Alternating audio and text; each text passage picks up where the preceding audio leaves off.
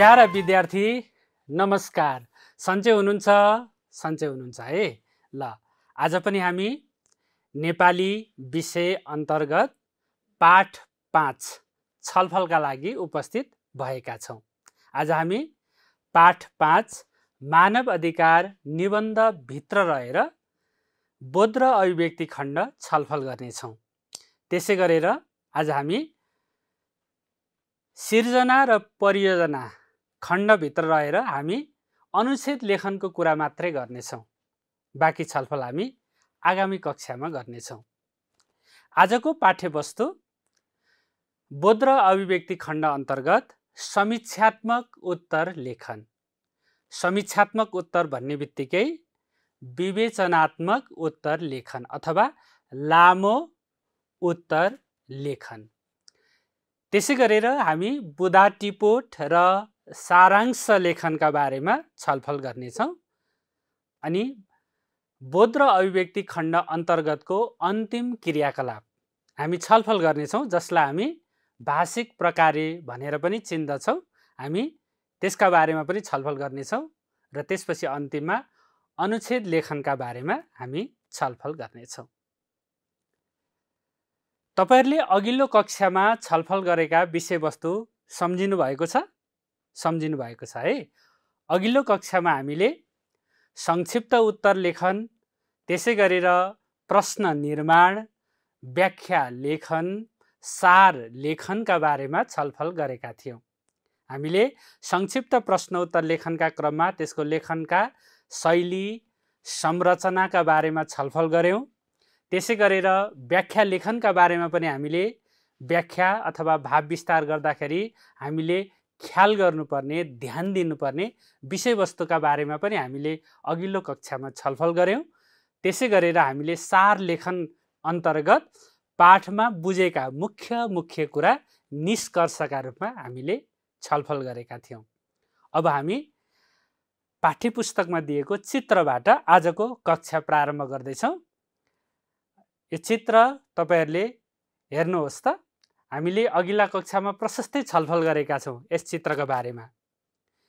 तपाईहरुलाई यस चित्रका बारेमा भन्नुहोस् भनेर मैले सोधे भने अहिले नि तपाईहरु फटाफट भन्न सक्नुहुन्छ। ल यो चित्र हेरेर कुराकानी गर्दैछन्, यस्ता बारेमा यस्ता विषयमा कुराकानी हुँदैछ भनेर तपाईहरुले भन्न सक्नुहुन्छ। हो, यहाँ यस चित्र मार्फत मानव अधिकारका बारेमा, आफ्ना कर्तव्यका बारेमा, आफ्ना दायित्वका विषयमा छलफल भइरहेको हामी अनुमान गर्न सक्छौँ। त्यसै गरेर यहाँ न्यायको सङ्केत पनि छ। न्यायको सङ्केत पनि छ। यसरी हामीले चित्रको वर्णन पनि गर्न सक्छौँ। हामीले अघिल्लो कक्षामा प्रशस्तै छलफल गरेका छौँ। अब हामी आजको कक्षाको प्रारम्भ गर्नेछौँ समीक्षात्मक उत्तर लेखनका बारेमा। समीक्षात्मक उत्तर लेखन, समीक्षा गरेर उत्तर लेख्ने अथवा हामीले बुझेको विषयवस्तुलाई विस्तार गरेर लेख्ने है, मजाले त्यसलाई वर्णन गरेर लेख्ने। यसरी हामीले लेख्ने हो। प्रश्नले खोजेको उत्तर लेख्नुपर्छ। प्रश्नले खोजेको उत्तरभन्दा बाहिर गएर त फेरि लेख्न पाइँदैन। त्यसैले समीक्षात्मक उत्तर अथवा विवेचनात्मक उत्तर, लामो उत्तर लेख्दा हामीले के कस्ता विषयवस्तुहरू ध्यान दिनुपर्छ, यो हामीलाई सोध्ने प्रश्न अथवा हामीले अभ्यास गर्ने प्रश्न कस्तो प्रकारको प्रश्न हो, यस बारेमा हामी छोटो छलफल गरौँ है त। हुन्छ? हुन्छ। ल, समीक्षात्मक उत्तर लेखनमा विवेचनात्मक उत्तर भनेको प्रश्नमा केन्द्रित भएर विश्लेषणात्मक तरिकाले दिइने लामो उत्तर हो। हामी के भन्दैछौँ? समीक्षात्मक उत्तर भनेको नै विवेचनात्मक उत्तर हो। विवेचनात्मक उत्तर भनेकै लामो उत्तर हो। यसलाई हामी के गर्नेछौँ? प्रश्नमा केन्द्रित भएर उत्तर लेख्नेछौँ। प्रश्नमा केन्द्रित भएर लेखेको उत्तरलाई हामी के गर्नेछौँ? विश्लेषण गरेर लेख्नेछौँ, लामो बनाएर लेख्नेछौँ। त्यसै गरेर लामो उत्तर अथवा विवेचनात्मक उत्तर अथवा समीक्षात्मक उत्तर तीनवटा खण्डमा संरचित हुन्छ। लामो उत्तर परिचय खण्ड हुन्छ, त्यसपछि दोस्रो उत्तर खण्ड हुन्छ, त्यसपछि निष्कर्ष खण्ड हुन्छ। यो तीनवटा खण्डमा लामो उत्तरको उत्तर चाहिँ संरचित हुन्छ। परिचय खण्ड अनि उत्तर खण्ड र निष्कर्ष खण्ड हामीले सम्झिनुपर्छ। त्यसै गरेर परिचय खण्डमा पाठको परिचय सहित पाठको सन्दर्भ र प्रश्नमा प्रवेश गरेर तयार गरिन्छ। हामीले परिचय खण्ड तयार पार्दाखेरि पाठको परिचय पनि जोडेर लेख्नुपर्छ। जस्तै मानव अधिकार शीर्षकको निबन्ध हामी छलफल गर्दैछौँ। हामीले मानव अधिकारका बारेमा अथवा निबन्ध कस्तो खालको निबन्ध हो अनि मानव अधिकारको कुराका बारेमा थोरै लेखेर बल्ल हामी प्रश्नले खोजेको कुरामा प्रवेश गर्नुपर्छ। हामीले अरू कुनै पाठको उत्तर अभ्यास गऱ्यौँ भने, लामो उत्तर अभ्यास गऱ्यौँ भने, यदि लेखक भएको पाठ छ भने लेखकको पनि परिचय भनेको नाम सङ्केत गर्ने, त्यसपछि त्यो पाठको बारेमा थोरै लेख्ने, पाठको परिचय भन्छौँ हामी, त्यसपछि त्यस पाठभित्र जुन प्रश्नले खोजेको उत्तर छ त्यसलाई सङ्केत गर्ने। यसरी लेख्न सकिन्छ लेखक भएका पाठहरू छन् भने। अब लेखकको नाम नभएका पाठहरू छन् भने चाहिँ हामीले सम्बन्धित पाठकै परिचय लेख्नुपर्छ। लेखकको नाम लेखिरहनु पर्दैन। अनि लेखकको बारेमा हामीले धेरै कुरा लेख्नु पर्दैन है भाइ बहिनीहरू। उनीहरूको बारेमा लेखकको परिचय धेरै लामो दिनु पर्दैन। हामीले लेखकको नाम चाहिँ सङ्केत गर्नुपर्छ, किनभने पाठमा नाम दिएको हुन्छ। अब लेखकको नाम छैन भने चाहिँ लेख्नु परेन। हामीले पाठको परिचय दिएर अनि पाठको सन्दर्भलाई जोडेर प्रश्नमा हामी प्रवेश गर्नुपर्छ। त्यसै गरेर उत्तर खण्डमा हामी प्रश्नमा केन्द्रित भएर पाठको क्रमशः विश्लेषण गर्दै जानुपर्छ। यहाँ गरिन्छ भनिएको छ, यसरी हामीले गर्नुपर्छ। प्रश्नमा केन्द्रित हुने र त्यसलाई हामीले विस्तार गर्ने। प्रश्न के सोधेको छ, के सोधिएको छ, त्यो प्रश्नलाई बुझेर त्यसका आधारमा हामीले उत्तर चाहिँ विस्तार गर्नुपर्छ। र त्यसपछि निष्कर्ष खण्डमा उत्तरको निष्कर्ष, भाषाशैली र आफ्ना विचारसहित उत्तरको समापन गर्नुपर्छ। तपाईँहरूले भाषाशैली लेख्न सक्नुभयो भने धेरै राम्रो। अब यो सरल भाषा छ, भाषामा रचना गरिएको छ, अथवा यसको भाषा सरल छ, सहज छ, अथवा सकिन्छ भने कुनै कुनै शब्दलाई तपाईँहरूले लेखेर यस्तो यस्तो शब्द भन्न पनि सक्नुहुन्छ। त्यो पनि सकिँदैन भने तपाईँहरूले निष्कर्ष चाहिँ छुटाउनु भएन, त्यसपछि आफ्नो विचारलाई पनि सङ्केत गर्नुभयो भने राम्रो मानिन्छ। यसरी समीक्षात्मक उत्तर अथवा विवेचनात्मक उत्तर अथवा लामो प्रश्नको उत्तर लेख्दाखेरि तपाईँहरूले 3वटा खण्डमा विभाजन गरेर लेख्नुपर्छ। यसको अर्थ के हो? कम्तीमा तपाईँहरूले लेखेका उत्तरहरू 3 अनुच्छेदमा हुनुपर्छ। अलग अलग खण्डको अलग अलग अनुच्छेद।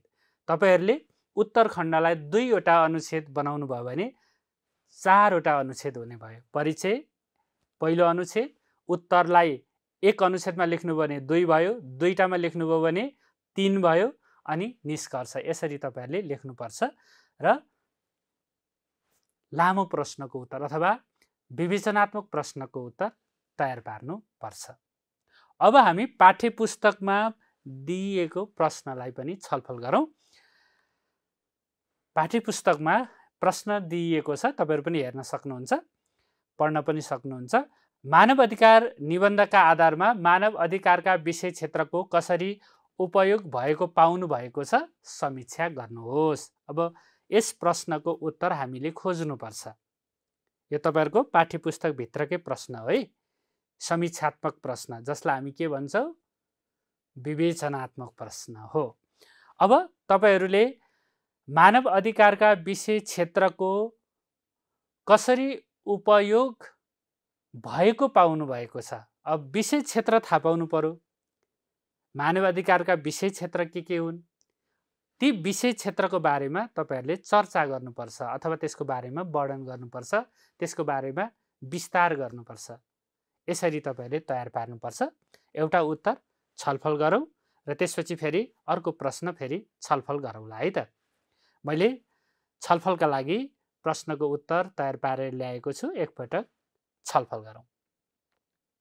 समीक्षात्मक उत्तर: मानव अधिकार आत्मपरक शैलीमा रचना गरिएको निबन्ध हो। यस निबन्धमा मानवाधिकार, कर्तव्य र दायित्वका बारेमा वर्णन गरिएको छ। मानवका अधिकारका क्षेत्र धेरै छन्। तीमध्ये आर्थिक, सामाजिक, सांस्कृतिक, नागरिक र राजनीतिक अधिकार मुख्य मानिन्छन्। यसरी तपाईहरुले पहिलो अनुच्छेद अथवा परिचय खण्ड तयार पार्न सक्नुहुनेछ। परिचय खण्डभित्र तपाईहरुले पाठको परिचय अलिकति संकेत गर्ने, त्यसपछि गएर सन्दर्भ र त्यसपछि प्रश्नले खोजेको उत्तरलाई अलिकति संकेत गर्ने। यसमा विस्तार गर्नु पर्दैन, संकेत मात्रै गर्ने हो। यसरी पहिलो अनुच्छेद तपाईहरुले तयार पार्न सक्नुहुन्छ। त्यसै गरेर अर्को अनुच्छेद, हामी नागरिक हक उपयोग गर्न चाहन्छौँ। 16 वर्ष पुगेपछि नागरिकता बनाउँछौँ। नागरिकता पाउँदा हामी नेपालको राष्ट्रिय पहिचान धारण गर्छौँ। नागरिकता भएपछि सरकारबाट धेरै सुविधा पाइदो रहेछ। असहाय, वृद्ध-वृद्धा, अपाङ्गता भएका र दीन दुखीले सेवा पाउनु उनीहरूको अधिकार हो। त्यसैले वृद्ध-वृद्धा, अपाङ्गता भएका र असहायलाई सक्दो मद्दत गर्छौँ। भनेपछि यसरी हामी नागरिक अधिकारलाई उपयोग गर्छौँ भनेर पाठभित्र उल्लेख गरिएको छ। नागरिकता प्राप्त गरेर, राष्ट्रिय पहिचान धारण गरेर, त्यसपछि गएर सरकारले दिने विभिन्न सुविधाहरू प्राप्त गरेर, असहाय, वृद्ध-वृद्धा, अपाङ्गता, दीन दुखी यी सबैको सेवा गरेर, मद्दत गरेर हामीले चाहिँ वास्तवमा अधिकारलाई उपयोग गर्छौँ, उपभोग गर्छौँ, प्रयोग गर्छौँ भनेर यसरी तपाईहरुले उत्तरलाई संकेत गर्दै अगाडि बढ्नुपर्छ। त्यसै गरेर संविधानको भाग 3 ले मानव अधिकार र बाल अधिकारका बारेमा व्यवस्था गरेको छ। संविधानकै धारा 39 मा बालबालिकाको हकका बारेमा उल्लेख भएको छ। त्यस्तै राष्ट्रिय मानव अधिकार आयोग ऐन 2068 को दफा 2 च ले मानव अधिकारको परिभाषा समेत प्रस्तुत गरेको छ। सोही ऐनमा मानवको जीवन, स्वतन्त्रता, समानता र मर्यादाका विषय समेटिएका छन्। यी अधिकार प्रयोग गरेर स्वतन्त्र हिँडडुल गर्न तथा आफ्ना असल विचार व्यक्त गर्छौँ। आफूले चाहे जति पढ्न, बिरामी हुँदा स्वास्थ्योपचार पाउन र सुरक्षित आवासमा बस्न पाउँछौँ, पेशा व्यवसाय गर्न पाउँछौँ। यी सबै कुराहरू हामी चाहिँ उपभोग गरिरहेका हुन्छौँ, उपयोग गरिरहेका हुन्छौँ, प्रयोग गरिरहेका हुन्छौँ। यसरी तपाईहरुले विषयवस्तुलाई क्रमशः विस्तार गर्दै जानुपर्छ। त्यसै गरेर स्वतन्त्र भएर वैध सम्पत्ति जोड्न र प्रयोग गर्न पाउँछौँ। हामी आफ्ना रीतिरिवाज र परम्परा अनुसार सांस्कृतिक कार्यक्रममा सहभागिता जनाउन सक्छौँ। स्वतन्त्र रूपले आफ्नो भाषा, संस्कृति, सभ्यता र लिपिको संरक्षण गर्न पाउँछौँ। बाल अधिकारका सन्दर्भमा खबरदारी, असल नेतृत्वको छनौट र कर्तव्य पालना जस्ता कुरा गर्दै आएका छौँ। यसरी तपाईहरुले उत्तर तयार पार्न सक्नुहुनेछ। यसरी तयार पार्दाखेरि तपाईहरुले बुझेका विषयवस्तु यसमा थप गर्न पनि सक्नुहुन्छ।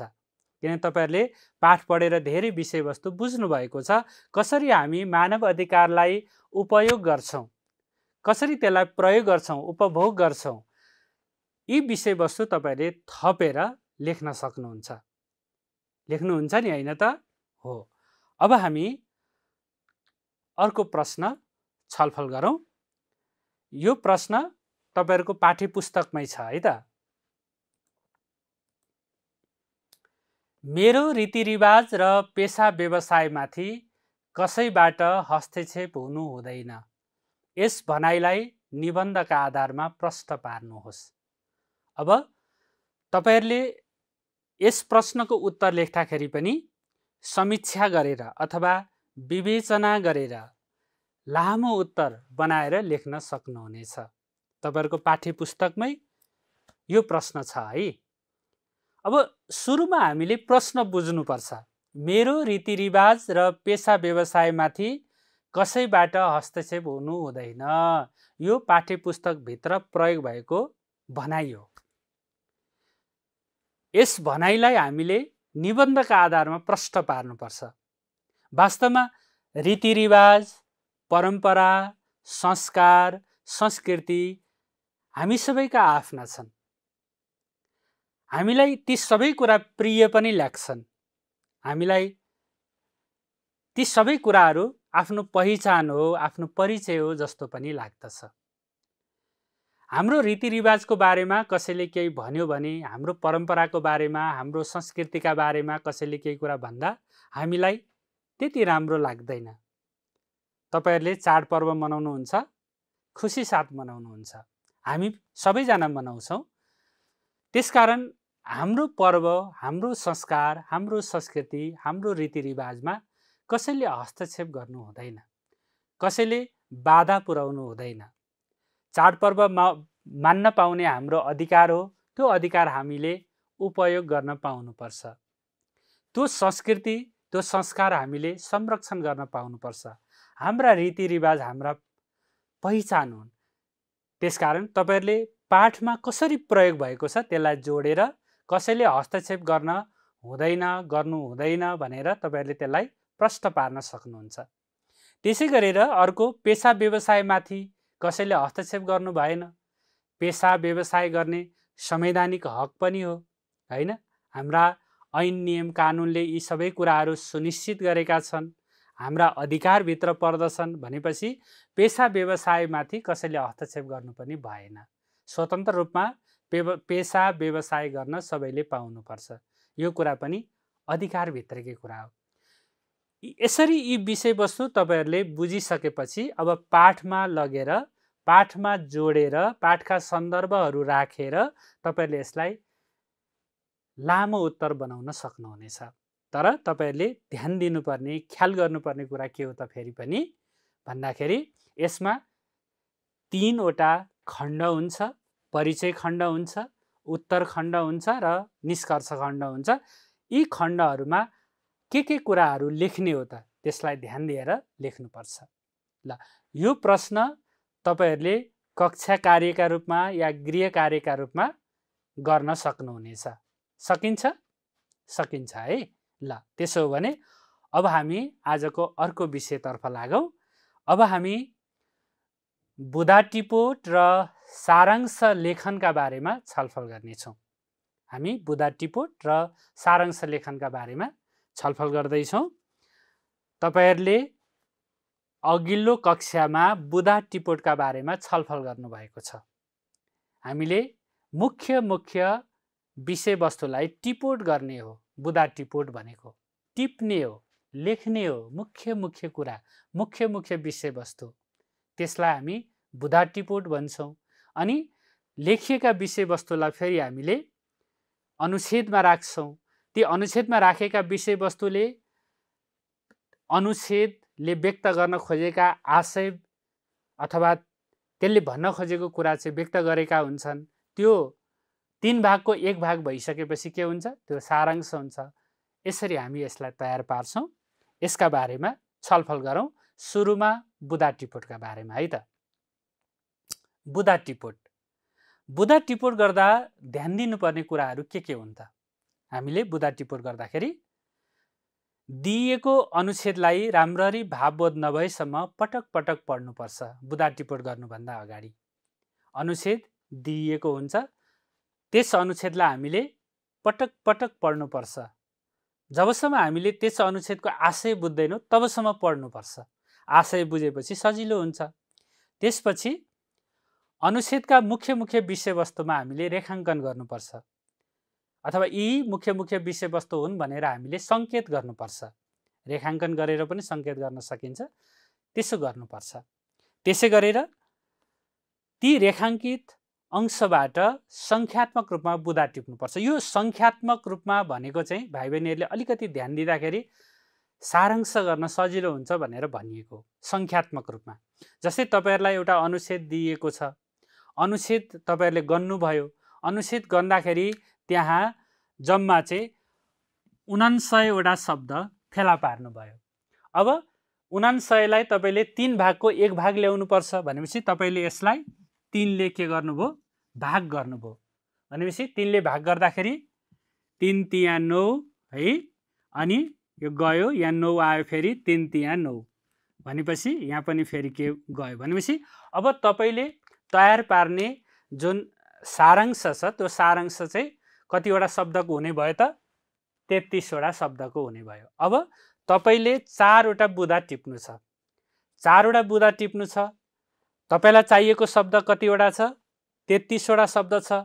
अब तपाईले 6 वटा राख्नुभयो भने 6 र 4 गुणन गर्दाखेरि 24 भयो, 7 वटा पर्यो भने कति भयो 28 भयो, अनि 8 वटा पर्यो भने 32 भयो। हो तपाईहरुले चाहिँ अब यसरी बुँदा टिप्दाखेरि मलाई जम्मा 33 वटा शब्द चाहिएको छ भनेर सम्झेर बुँदा पनि त्यही अनुसार तपाईले शब्द संख्या अलिकति मिलाएर टिप्नुभयो भने पछि सारांश गर्न सजिलो हुन्छ। होइन अब कुनै तपाईले बुँदा बनाउँदा लामो बनाउनु भयो 11, 12, 13 वटा शब्द, कुनै चाहिँ छोटो छ भने त्यसलाई चाहिँ मिलाउन फेरि गाह्रो हुन्छ। त्यसकारण हामीले ध्यान दिनुपर्ने पक्षभित्र के छलफल गर्दैछौँ, ती रेखाङ्कित अंशबाट संख्यात्मक रूपमा के गर्नुपर्छ बुँदा टिप्नुपर्छ। त्यसपछि बुँदा टिपोटको क्रियापद असमापक नै बनाउनुपर्छ। यो समापक बनाइयो भने के हुन्छ त्यो वाक्य हुन्छ। जस्तै अब राम असल विद्यार्थी हो भनियो भने वाक्य भयो। अब हो भनेपछि चाहिँ वाक्य भयो, होलाई हामीले चाहिँ हुनु भएको यसरी राख्यौं भने चाहिँ वाक्य भएन, त्यो चाहिँ बुँदा जस्तो भयो। यसरी तपाईले तयार पार्ने जो बुँदा छ त्यसलाई असमापक नै बनाउनु पर्छ। अब हामी सारांश लेखन सम्बन्धी पनि छलफल गरौँ। सारांश लेख्दा ध्यान दिनुपर्ने पक्ष के हो त?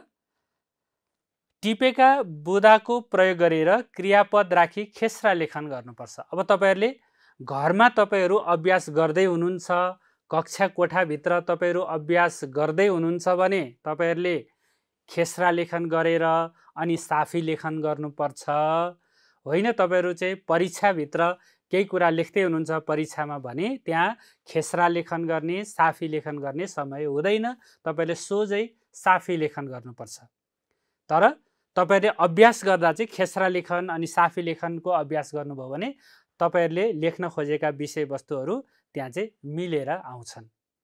तपाईहरुले लेख्दाखेरि कहिलेकाहीँ धेरै शब्द हुन सक्छ, त्यसलाई कसरी थोरै बनाउने, कुन कुरा हटाउने, कुन कुरा राख्ने तपाईहरुलाई त्यसको चाहिँ ज्ञान हुन्छ है। तपाईहरुलाई बनाउँदै जाँदाखेरि अनुभव पनि हुँदै जान्छ, तपाईहरुले धेरै कुराहरू मिलाउँदै पनि जान सक्नुहुन्छ। यसरी तपाईहरुले मिलाउनुपर्छ। हो यसलाई हामीले के भन्यौं क्रियापद राखेर खेस्रा लेखन गर्नुपर्छ। परीक्षाको दृष्टिकोणले नगर्दा पनि हुन्छ। खेस्रा लेखन गर्दा समस्त शब्द र जटिल वाक्य संरचनामा ध्यान दिनुपर्छ। हामीले अब समस्त शब्द लेख्ने, जस्तै दाजु र भाइ लेख्यो भने 3टा शब्द भयो, दाजुभाइ लेख्दा त एउटामा आयो, किन हामीले 3 भागको 1 भाग खोजिरहेछौं नि त। जस्तै 5 अमृतको समूह भन्यो भने पञ्चामृत लेख्दा त एक ठाउँमा आयो। हो यसरी हामीले समस्त शब्द लेख्नुपर्छ र हामीले जटिल खालका वाक्य संरचनामा ध्यान, जटिल खालका वाक्य बनाउने होइन कि सरल वाक्य बनाउने, तर सरल चाहिँ जस्तै सरल वाक्य हुन्छ, मिश्र वाक्य हुन्छ, संयुक्त वाक्य हुन्छ। तपाईहरुले संयुक्त वाक्य बनाउनु भयो भने त्यसलाई हामी जटिल वाक्य पनि भन्छौं। यसरी तपाईहरुले ख्याल गर्नुपर्छ। त्यसै गरेर 1/3 भन्दा बढी शब्द संख्या नहुने गरी अनावश्यक शब्दलाई फ्याकेर साफी लेखन गर्नुपर्छ। अघि पनि मैले छलफल गरे तपाईहरुसँग। यदि तपाईहरु अभ्यास गर्नुहुन्छ भने अभ्यास गर्ने क्रममा चाहिँ खेस्रा लेखन र साफी लेखनको अभ्यास गर्नुस्, तर परीक्षामा हामीले सोझै साफी लेखन गर्नुपर्छ। त्यसकारणले तपाईहरु खेस्रा लेखन हुँदै अभ्यास गर्दै हुनुहुन्छ भने अनावश्यक कुरा फ्याकेर साफी लेखन गर्नुपर्छ। त्यसै गरेर साफी लेखन पछि भाव समेट्ने गरी शीर्षक र अन्त्यमा शब्द संख्या उल्लेख गर्नुपर्छ। यसरी तपाईहरुले तयार पार्न सक्नुहुनेछ।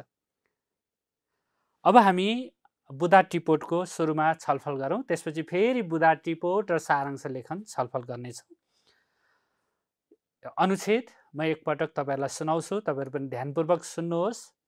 सँगसँगै म सँगसँगै तपाईहरु पनि पढ्न सक्नुहुनेछ र त्यसपछि हामी यस अनुच्छेदका आधारमा बुँदा टिपोटको अभ्यास गर्नेछौँ। दिएको अनुच्छेदबाट 4 वटा बुँदा टिपोट गर्नुहोस्। वर्तमान युग विज्ञान र प्रविधिको युग हो। विज्ञानले विविध क्षेत्रमा गरेको प्रगतिले वर्तमान युग सुविधायुक्त बन्न पुगेको छ।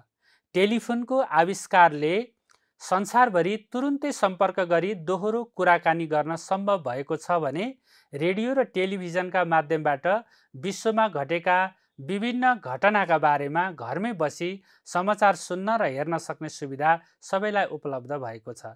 यसैगरी रेल, मोटर, पानी जहाज, हवाई जहाज जस्ता यातायातका साधनले टाढा टाढाको गन्तव्यलाई पनि सुगम बनाइदिएका छन्।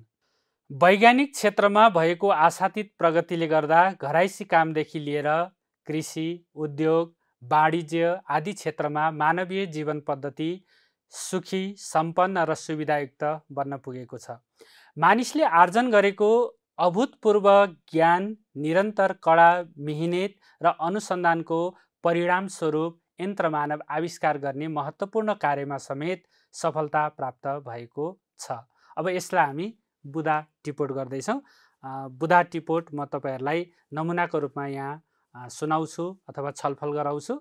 त्यसपछि हामी फेरि बुदा टिपोटको थप अभ्यास गर्नेछौँ। हामी यसरी बुदा बनाउन सक्छौँ।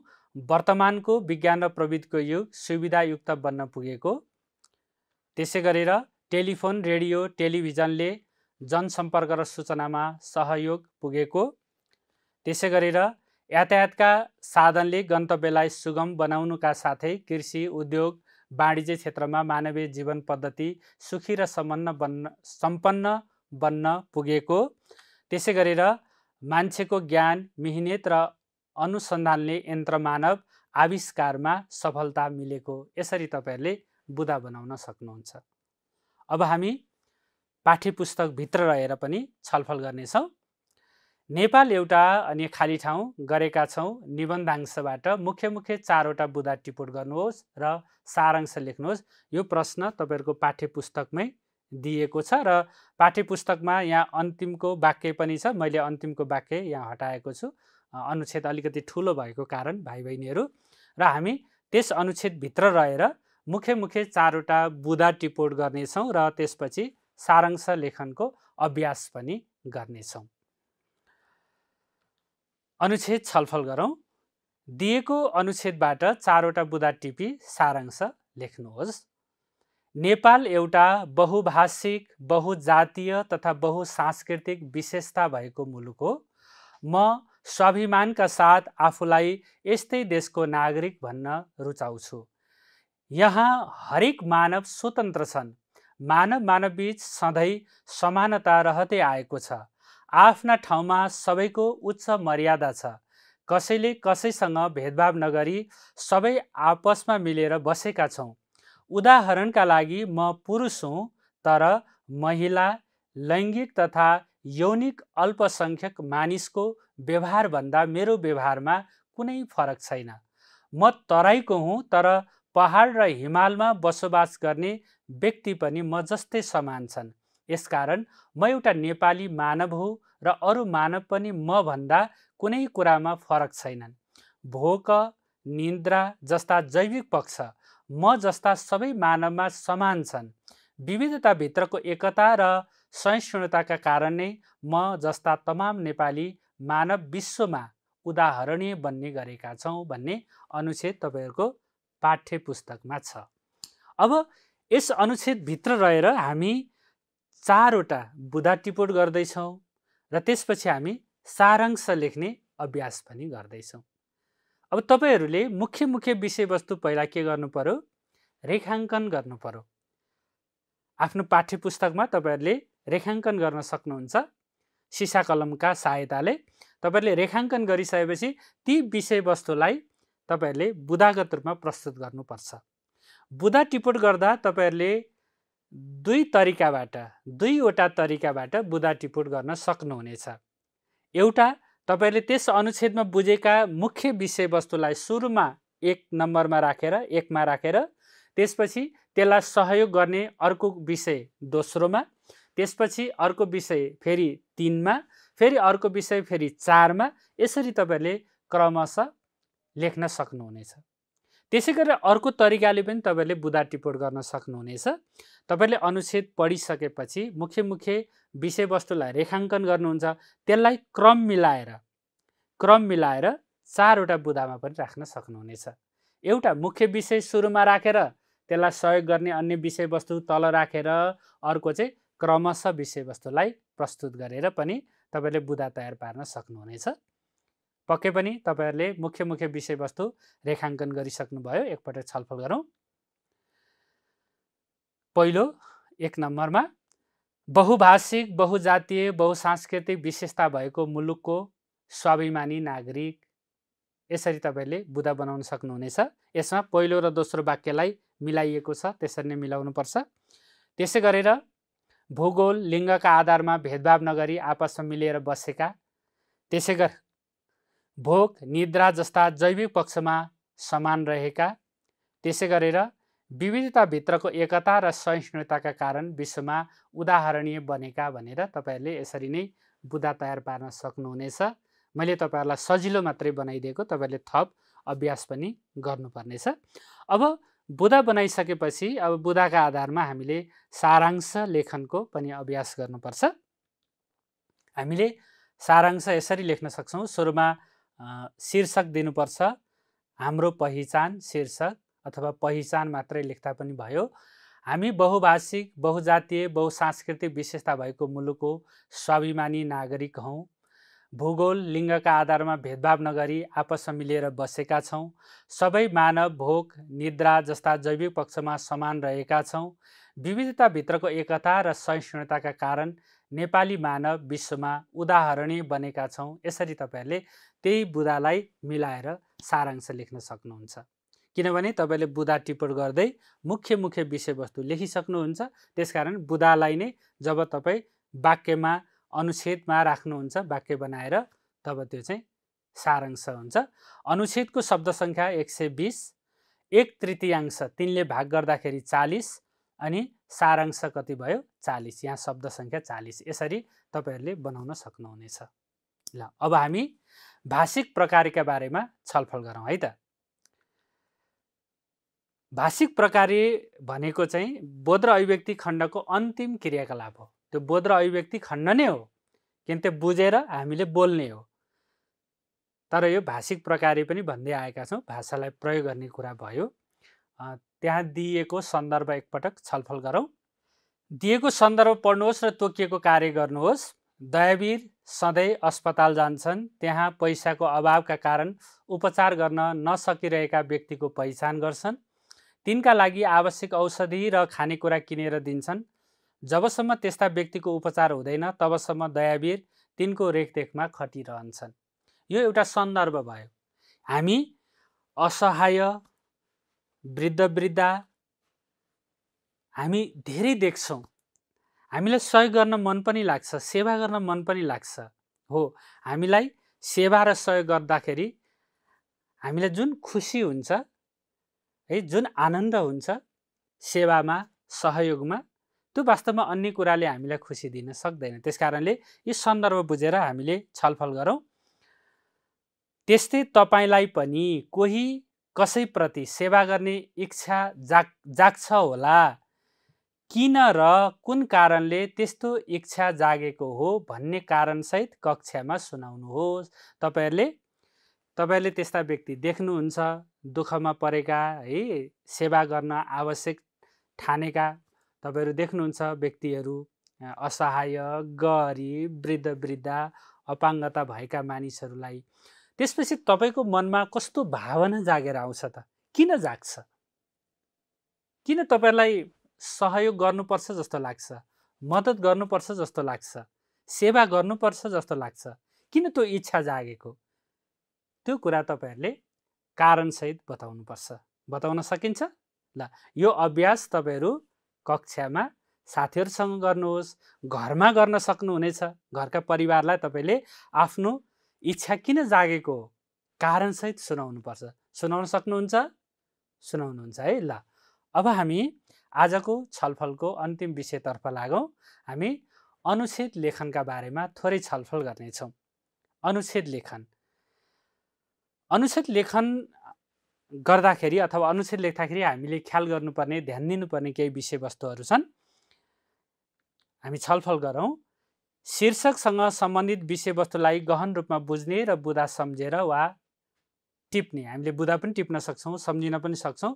हामीलाई शीर्षक दिएको हुन्छ है, मेरो किताब, मेरो फुलबारी, हाम्रो देश, हैन, यसरी कुनै शीर्षक दिएको हुन्छ र अनुच्छेद लेख्नुहोस् भनेर हामीलाई चाहिँ त्यो अभ्यास गर्ने मौका प्राप्त भयो भने तपाईहरुले त्यसमा आवश्यक भएका विषयवस्तु सम्झिनुपर्छ, बुझ्नुपर्छ, सम्झिनुपर्छ, टिप्नुपर्छ सुरुमा।